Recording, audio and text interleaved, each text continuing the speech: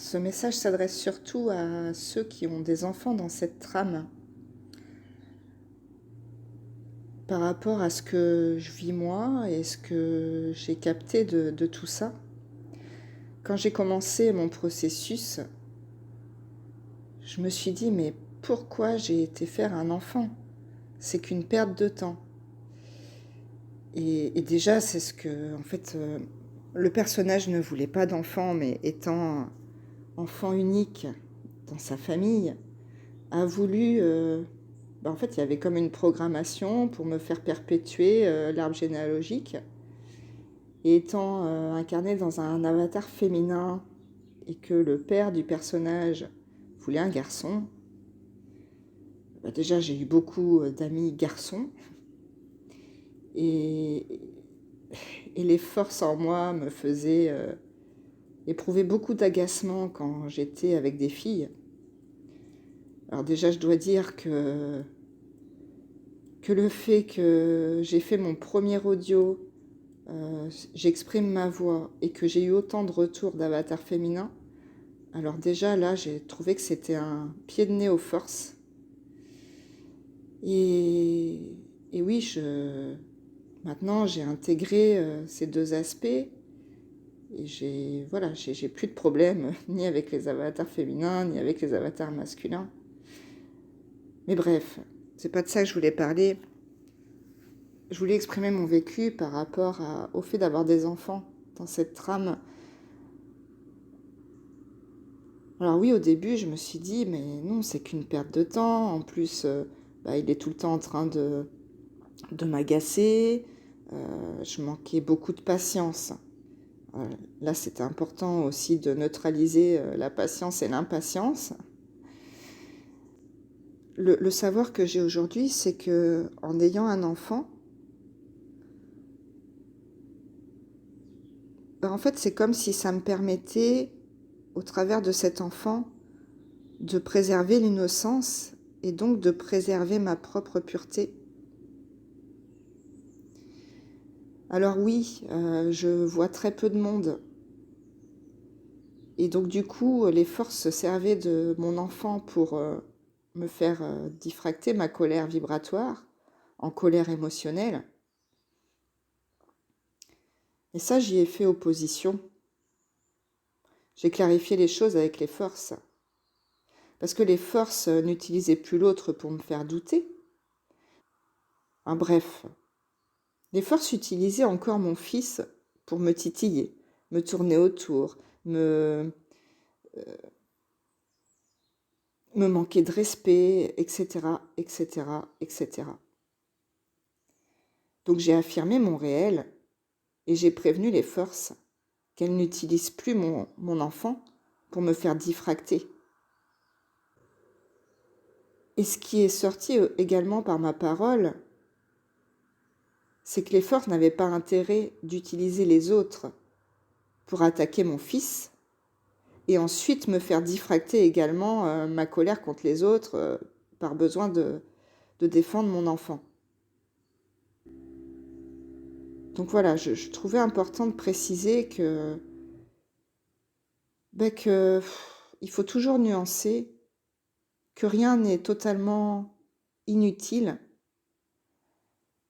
et que chaque vécu a son importance.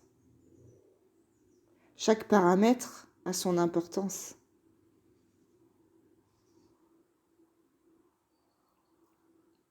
Tant que nous n'avons pas l'intelligence et le discernement nécessaires, toutes nos programmations, effectivement, peuvent être utilisées contre nous. Mais une fois que le personnage et ses programmations sont assimilées, alors on a le recul nécessaire pour avoir cette nuance. Et finalement, d'utiliser chacune de nos programmations comme une force. Oui, j'ai été programmée à avoir un enfant. Mais aujourd'hui, c'est une force pour me permettre de préserver l'innocence et donc de préserver ma propre pureté.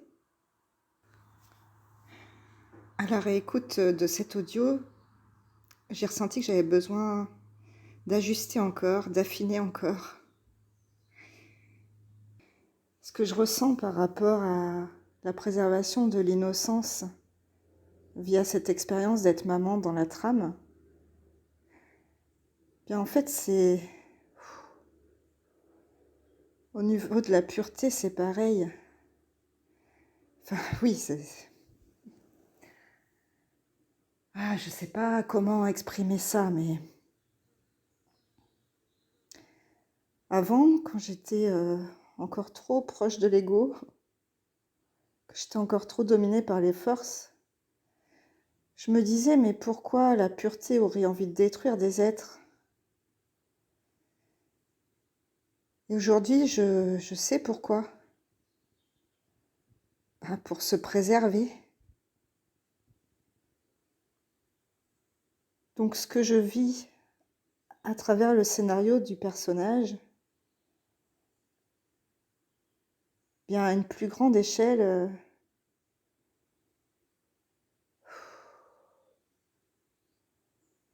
je peux pas exprimer plus là parce que wow. Un être m'a écrit ce matin pour me dire qu'à travers mes audios, elle ressentait une grande sincérité et une grande pureté. Ça venait faire écho avec les 2 audios que j'avais fait ce matin. Et en même temps, je me suis dit, mais je suis pas pure. J'ai encore de la corruption à dissoudre. Donc je me sens pas légitime de parler au nom de la pureté, mais oui, ce que je vis à travers ce scénario,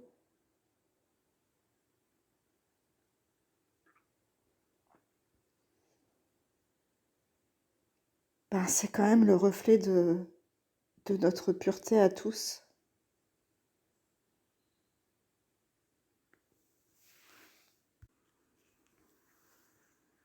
Et je réalise aussi que, encore une fois, le chemin du personnage cache le chemin de l'être. Et que dans cette trame, je me suis reliée à un courant spirituel que j'assimilais à de la haute spiritualité, qui était le courant essénien.